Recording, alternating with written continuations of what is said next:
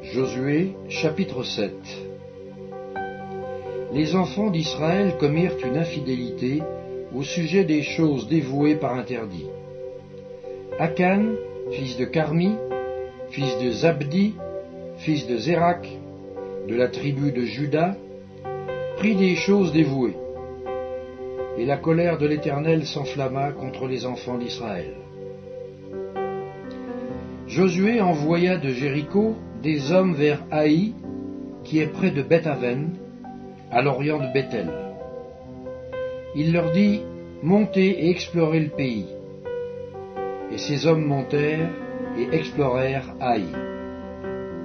Ils revinrent auprès de Josué et lui dirent, « Il est inutile de faire marcher tout le peuple. 2 ou 3 000 hommes suffiront pour battre Haï. Ne donne pas cette fatigue à tout le peuple, car ils sont en petit nombre.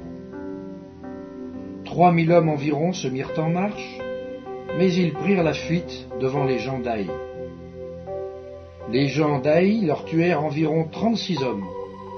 Ils les poursuivirent depuis la porte jusqu'à Shebarim, et les battirent à la descente. Le peuple fut consterné et perdit courage.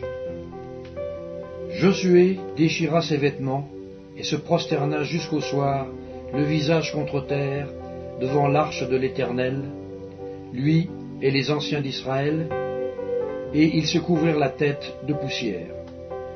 Josué dit, « Ah, Seigneur Éternel, pourquoi as-tu fait passer le Jourdain à ce peuple pour nous livrer entre les mains des Amoréens et nous faire périr?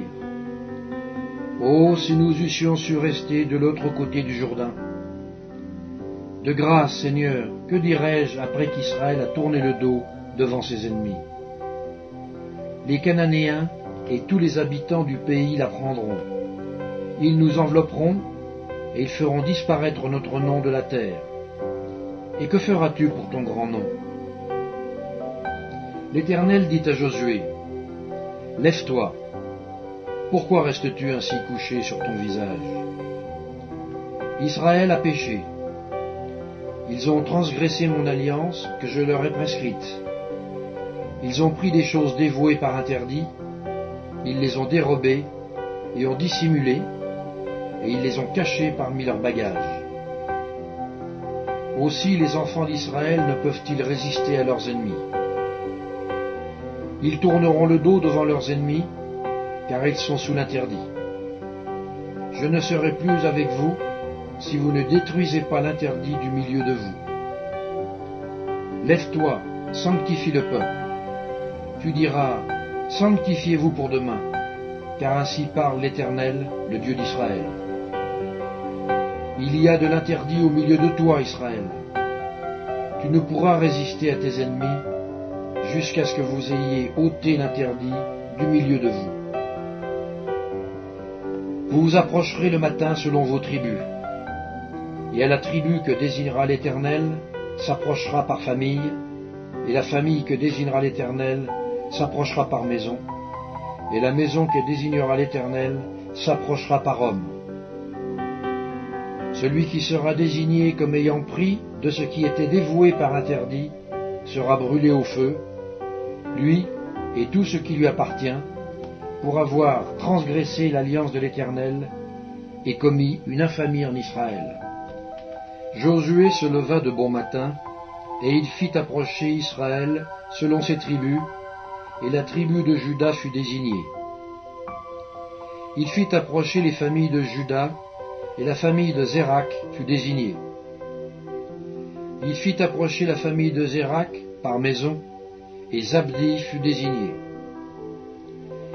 Il fit approcher la maison de Zabdi par homme, et Akan, fils de Carmi, fils de Zabdi, fils de Zérak, de la tribu de Juda, fut désigné.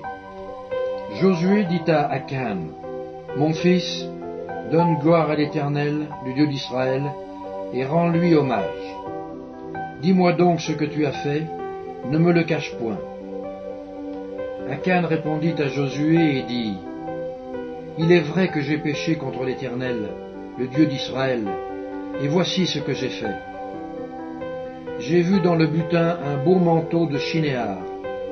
200 cycles d'argent et un lingot d'or du poids de 50 cycles.